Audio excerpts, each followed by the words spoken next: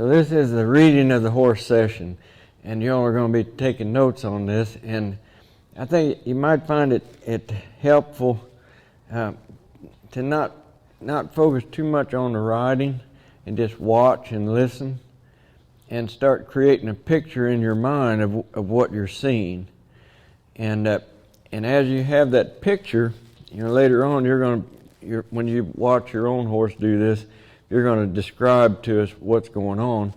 But let that picture that you create in your mind that you're seeing play out as you're speaking.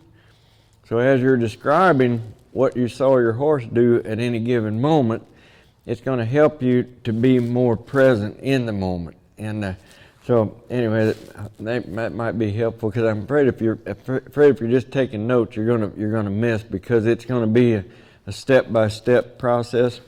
This horse is really fresh right now. He just come out of the stall, and he's looking around, and he's not here with me. You see, and this is the first indication to me that this horse is probably not ready to ride. So we need him to come on earth here and listen to me. You see, the way he took off there was way more energy than I asked him to take off to leave with.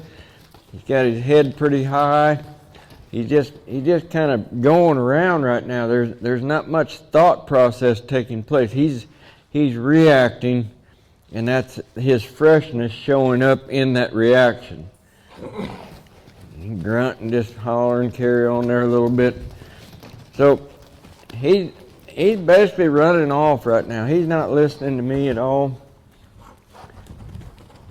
Just kind of threw himself there, not paying any attention. You can tell by the way he's got his neck bowed up, the studs in the spring are kind of proud of themselves, and that's what you're seeing here right now is just primarily stud horse behavior. But any horse will do this when they're fresh, but not maybe to the extent that you're seeing in this horse right now.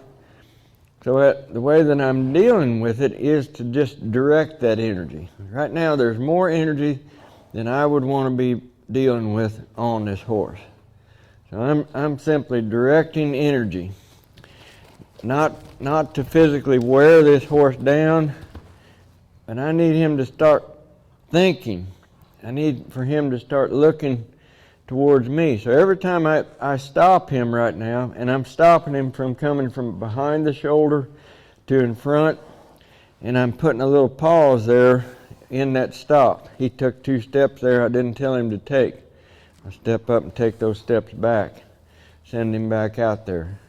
He's still fresh. He's still got more energy than I want, but at least now he's starting to look at me and acknowledge my direction, and starting to allow me to use that direction as a tool to sort of help bring this bundle of energy down on earth to somewhat of a thinking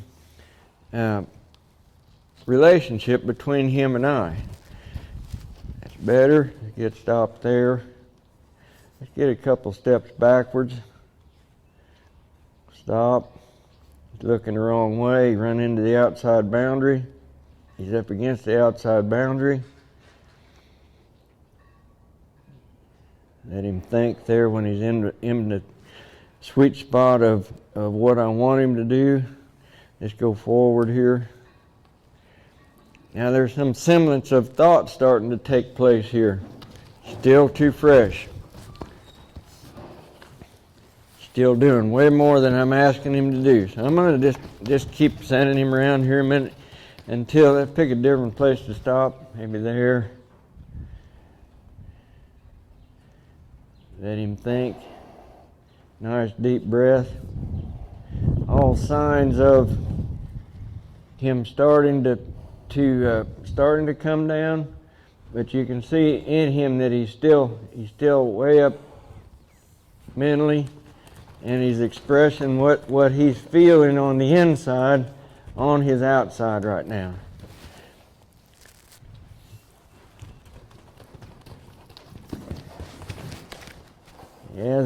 As I move a little bit and he continues to overreact to that, just is what it is right now. It's not nothing other than just fresh horse energy. I'm going to just direct it around here a little bit. Put him to work. Take his hind end away, bring his front end through. Send him out of there. Lift on that lead rope, take his hind end away. Get him to back up. Step up there. This gets stopped right there. Just back up there. Just turn to the left. It gets stopped. You see, I'm not letting him go around and around and around.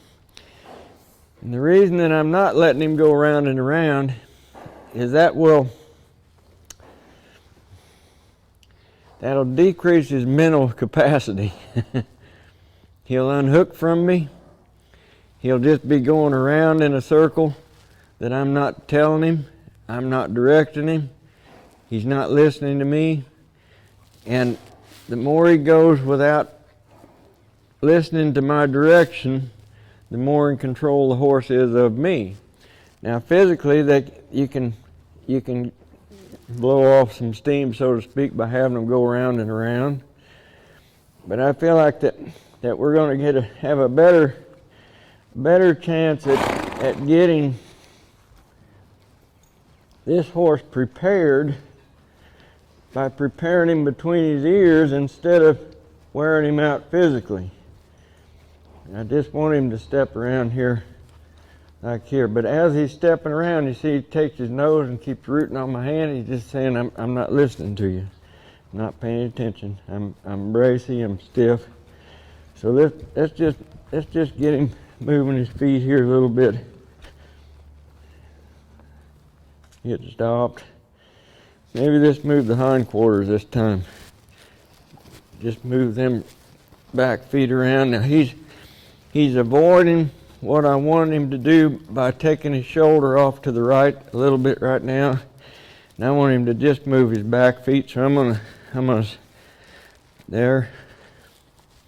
Now he stepped over there and got in front of me. He blocked me off to keep from doing what I wanted. So now I'm just waiting on, I'm watching that left hind. And I want that left hind to come up towards his right front like that. Like that. Tie those diagonals together, the left hind to the right front. I'm just staying down myself. I'm not getting excited with him. As soon as I stopped, he stopped. So there was a hint of thought starting to take place in this horse by the way he stopped. If you notice that his feet are squared up almost like if you'd put him in a halter class here right now when he stopped, that's indicative of a horse that's not thinking about making a decision of moving his feet. So I directed him left and right. I moved his front end. I moved his hind end. I decided I was going to let him stop. I did, and now I'm seeing a different horse here in front of me from that direction. When he looked off to the right, and I bumped on his nose there just a little bit, was to bring his mind back to me. Come back to me. Come back to me. So I'm reading this moment by moment. What's this horse feeling like at any given moment as things transpire here? Is he changing into what I want, or is he still staying up? And he's still up a little bit more than I'd like for him to be. So I'm gonna call it again for a minute here, shot by shot, what I want him to do. I want him to go forward. And he started going backwards, and then he caught himself, and then he realized that he wasn't doing what I asked him to do, and then he blasted out of there like he got shot out of there with a cannon. This is what horses do when they're fresh. Everyone did it again, see? Get over there and get stopped. Now he's fidgeting. Now you see his feet aren't still. Now he's thinking about moving again. So let's direct those feet again. Maybe on this side I'll move just the hind feet around. He's just running off and bouncing around here, just wanting to play. This is playfulness. So let's take that hind end around there right now. Just keep it going around just a little bit more. He keeps wanting to get them shoulders in front of me and keep me from being in position to be able to control him. There we go. I'm waiting for him to slow down. I'm waiting for him to respond. I didn't want him to stop. He's looking off to the left and he's shouldered into me. There, he's right on. Now just exactly what I want him to do. You see, it's changing with every step. He's left me. Now he's back. So I'm going to just stay here, and when he's in the picture that I want, the right hind reaching up toward the left front, stepping around there. Now he's backing up. I didn't want him to back up. There, right there. Right hind reaching towards the left front, crossing the left hind. Forward. Now think about why this is important. If I was on him, I would be my right leg. I want my right leg to be tied to his right hind. I want to be able to put my right leg on this horse's rib cage and have him move his right hind over and up towards his left front. Let's get stopped there.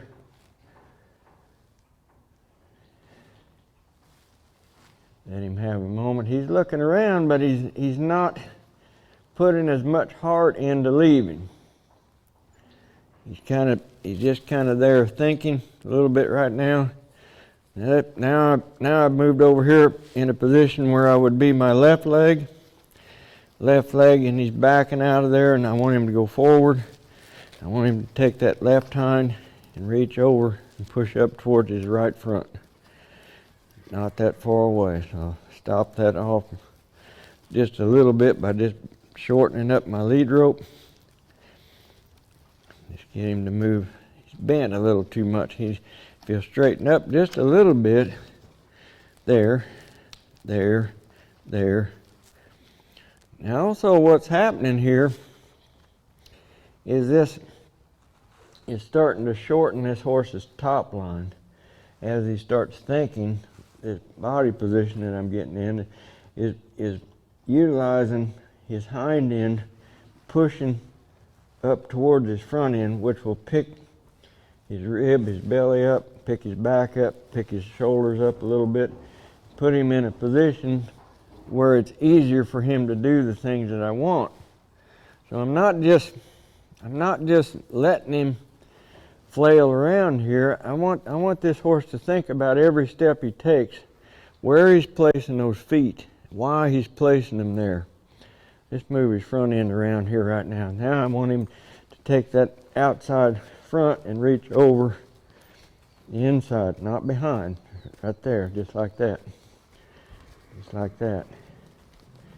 And you see him starting to come down.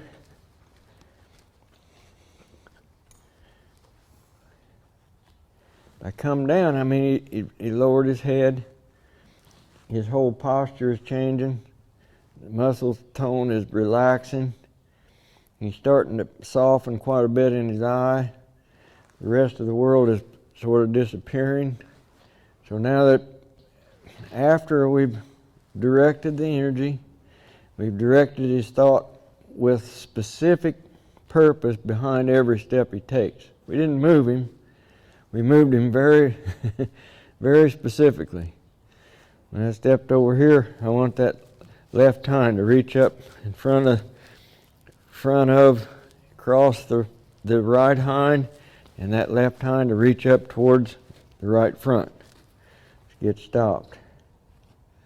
When I move that front end, I want him to take that inside front and reach, and then cross over with this outside front. Reach, cross, reach, cross, reach, cross, stop.